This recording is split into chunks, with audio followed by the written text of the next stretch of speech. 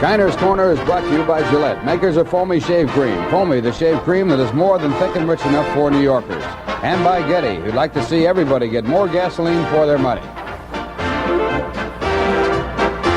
Hi, I'm Ralph Kiner, and of course the Mets won their ball game today 2-1, but the big story was the fact that Joe Torre will no longer be back with the Mets for the finish of his contract in next year. Joe Torre has been released by the New York Mets and will no longer manage the ball club. We have as our guests in the show Al Harazin and also Lou Gorman, two vice presidents of the Mets.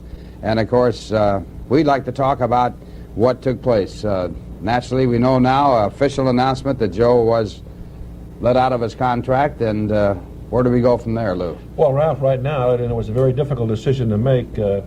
I know that Frank Cashin, our executive vice president, agonized over the decision because Joe is such an outstanding person, and of course had been here 5 seasons.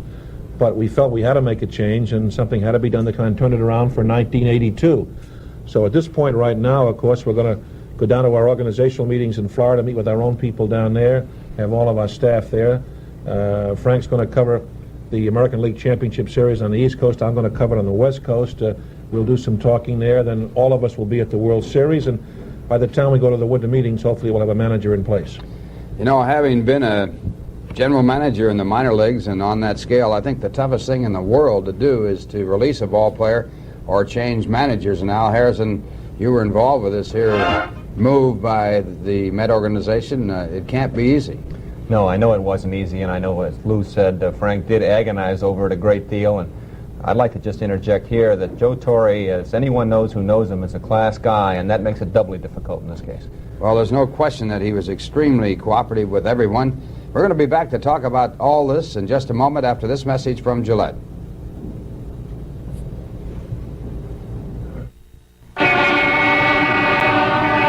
To live in New York, you have to put up with lots of problems, from blizzards to blackouts. But what New Yorkers won't put up with is a problem shave. That's why so many native New Yorkers prefer thick, rich Gillette foamy. Men like Ed Cranepool, who get a clean, close shave no matter what the problem. Foamy, more than thick and rich enough for New York's heavy hitters. Well, the story, of course, Joe Torre no longer with the Mets, and we have with us Lou Gorman and Al Harazin, vice presidents of the Mets, here to talk about it. When was the decision made, Lou? Well, really, I think that at the end of the first part of the season, this kind of crazy season we had in 1981, and we finished 17-34, I know all of us, and I think Frank particularly felt that, you know, the club was better than that. We weren't playing as well, and I think that he began to give it some thought then. It was a very difficult decision to work at. I know he agonized over it over the remaining months of this season, and I think finally in the last few days come to a decision that maybe we had to make a change and kind of try and go in a different direction 1982. Al Harazin, would the decision not been made if the Mets had done better in the second half? Well, I think you try to take a look at the whole season and assess it as such, even though it's very difficult to do that when you have a 2-month strike in the middle of it. And I think that's what Frank tried to do. And surely if we had been very successful in the second half, perhaps that would have made a great difference. But as you know, we weren't as successful as we would have liked to be. Of course, a manager, when he is hired to be fired in almost every case. It goes with the job, and we're certainly not going to have to throw any benefits for Joe Torre, because in my opinion, Joe is going to come up with an outstanding job, something that will be fitting for his ability. One of the problems, of course, with Joe is that he wants to stay in this area, having been born in Brooklyn and raised there, and also living over in New Jersey right now. Yeah, that's the tough thing. But, you know, he's such a pro. I know that when Frank talked to him this morning, he took it like a pro. He's just a super person and a great guy and a great baseball man. And as you say, I'm sure with his experience and his past record, he'll end up on a baseball again. And we should add, too, Ralph, that Joe has been offered the opportunity to stay with the organization, and we people that have worked with him in the past, and Baltimore was his last affiliation before going to the commissioner's office. Al, you came from Baltimore and over here. Is that a true assessment?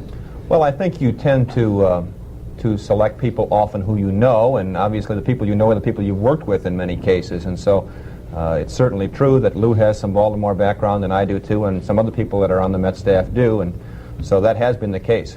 Of course, Lou, you came over here from Seattle. Yeah, well, originally from Seattle. I spent 5 years there, and then 9 years in Kansas City, and almost 7 years in Baltimore, so I've covered the map. He covered the East Coast, the West Coast, and I go the from middle coast part. to coast, Ralph. And then a little bit in the middle. Well, Joe Torre, of course, was acquired by Frank Cashin. He was here as manager of the ball club and his coaching staff. Has there been an announcement about the coaching staff? Yes, we announced also that the coaching staff would not return in 1982. We would hire a new manager and a new coaching staff. Of course, that usually goes with the job. The Sure. manager gets his own coaches. I think you have to. I think when you bring a new man to come in and manage the ball club, you've got to give him the freedom of being able to select people that he wants to work with, that he feels he can best mold the ball club with. So that means that, let's see if we can name the coaches. Bob Gibson is gone. That means that Rube Walker, the pitching coach, is gone. That means that Joe Pignatano from this area is gone too, and Darren Johnson. Darren Johnson and Chuck Cottier. And Chuck Cottier, yeah. And they're all good baseball people. They're all good men. They're all very capable. They've done a good job.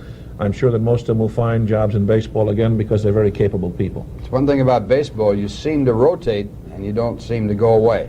We'll return in just a moment right after this message from Getty Oil. The automobile business has become a numbers game. All you hear from car manufacturers these days are gas mileage claims. But the fact is, you won't get good gas mileage unless you take care of your car, drive sensibly, and use a quality gasoline. That's why you should use Getty. Getty helps you get the proper performance out of your new car, your old car, any car at all. At Getty, we want you to get the most out of your car. Well, we're talking with Al Harazin and Lou Gorman, and of course, the minute that you know that Joe Torre is no longer manager, your next question is, who is going to be the manager? Have they given that any consideration? Well, Ralph, no decision's been made. We obviously had very little conversation about prospective candidates for the job, but I know in the next couple of weeks, while we're going to work very hard at coming up with a man we think can, really direct us towards being a competitive and championship club next year. So I know the next month's going to be a very busy month. Coming and arriving at that decision for the right guy. Having seen and heard about Frank Cashin, you immediately say, would it be a Baltimore man? Now, there's George Bamberger out there that was an outstanding manager and then had a heart attack. I think that he'd like to get back in managing. I'm not too sure of that. Jim Fry, who was fired at Kansas City, is available. He also was a Baltimore man. And coming to mind, Darrell Johnson. How about Darrell Johnson? Darrell was a Baltimore man, of course, worked with me in Seattle for the better part of 5 years, and until he was fired by Dan O'Brien and Murray Wills replaced him. Darrell now is coaching at Texas and an excellent baseball man. There are some good candidates out there, Ralph. It's going to be a difficult decision, but I think it's going to be the next month that we'll really do the spade work and the homework to arrive at the right guy. Don't write me, though. I don't want to get the letters about people who want to manage it. How about Brooks Robinson? He, of course, a great Baltimore man, a Baltimore baseball player, a great player. Would he be interested in managing? I'd say, and Al could comment on this too, but I think that knowing Brooks as well as I do, I don't think Brooks wants to manage. I think Brooks, he made up his mind when his career was over and he hung up his spikes and glove. He was through with going on the field in uniform. I think he kind of likes what he's doing right now. Brooksy was always one of those people who said he loved to play the game, but he'd never want to do anything else but play it, and that's the only thing I've ever heard him say, and I would have to assume that he still feels that way. So Joe Torre's replacement will come when? Sometime around the winter meetings? Yeah, I think by the time we leave for the winter meetings, Ralph, we'd like to have the manager already in place who will go with us to the meetings, and obviously you get involved in trades and trying to improve the ball club. It's a very important time. You'd like to have your manager there getting his input into the trades as you make them in the meetings. One of the things that the Mets have been talking about, and I'm sure it's true, and you're one of the people that has talked to me about it, the farm system looks good. Some good young ball players coming up. Well, Ralph, I've only been with the club for a year, but I think that the Mets farm system have some of the better young players in baseball coming. I think that looking at the future of this ball club down the next year or two, there's going to be some outstanding young talent coming. Okay, we've been talking with Lou Gorman. On my right next to him, Al Harazin, Vice President with the Mets, and thank you for the information. Sorry to hear the news, and we hope that everything comes out for the best. Thanks, Ralph. Thank you, Ralph. We'll be back to talk a little bit more in just a moment, and that'll be right after this message from OTB. Okay. And the results of the first race at OTB. Bill the accountant won, the collating department at Allied placed, and Ed the florist showed. At New York City OTB, you can win even if your horse doesn't. You win a place bet if your horse runs first or second, a show bet for first, second, or third. OTB pays off almost $2 million in winning bets a day. Hey, Clyde, how'd you do on that long shot? I banked it. OTB people, the winningest people in town. If you plan to keep your car for a while, turn it over to Goodyear regularly for a lube and oil change. Changing oil, as recommended by the manufacturer, is one of the best ways to keep your engine running smoothly, mile after mile. And your Goodyear service store will do it quickly. And we'll do it right with a lube and up to 5 quarts of major brand oil. Get a lube and oil change now at this low price.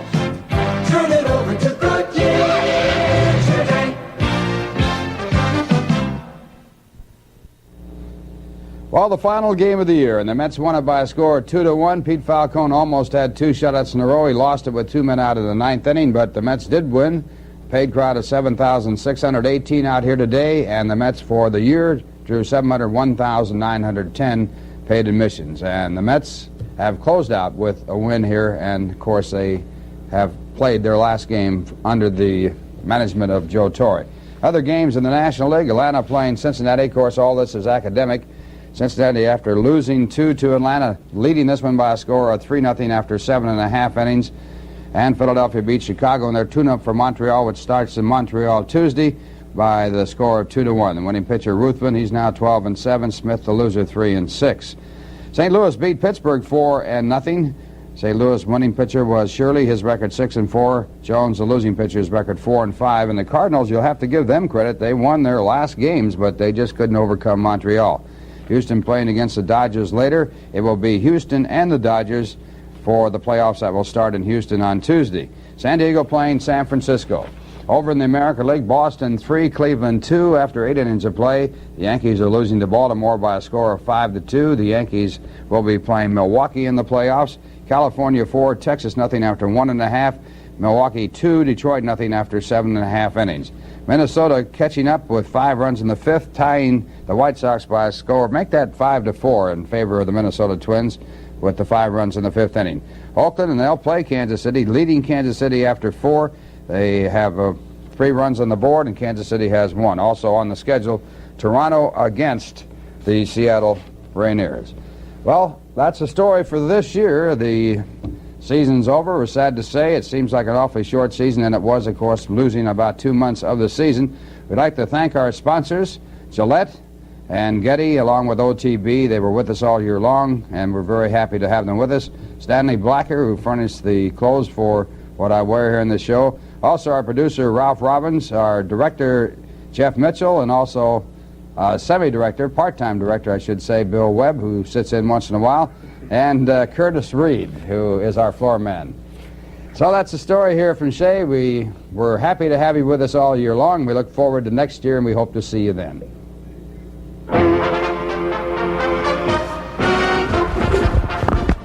Well, KINER'S Korner was brought to you by Gillette and also by Getty, makers of great gas. And that's the story right here from Shea Stadium in our last broadcast.